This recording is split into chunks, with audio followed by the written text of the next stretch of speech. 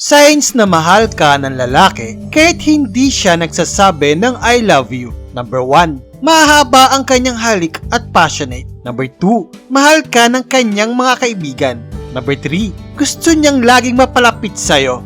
Number 4. Kumingiti siya kapag hinahalikan ka niya. Number 5. Nakikinig siya sa'yo. Number 6. Nagtitext o tumatawag siya ng walang rason.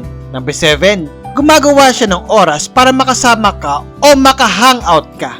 Number 8. Binibigyan ka niya ng meaningful gifts. Number 9. Namimiss ka niya kapag kayo ay magkalayo. Number 10. Gusto niya na maging masaya ka. Number 11. Sinusubukan niya ang mga bagong bagay na gusto mong gawin. Number 12. Gusto niya ang lahat ng tungkol sa'yo kahit ang pinaka-weirdong bagay. Number 13. Hindi siya tumitigil sa pag-compliment sa'yo. Number 14. Hinahawakan niya ang kamay mo in public.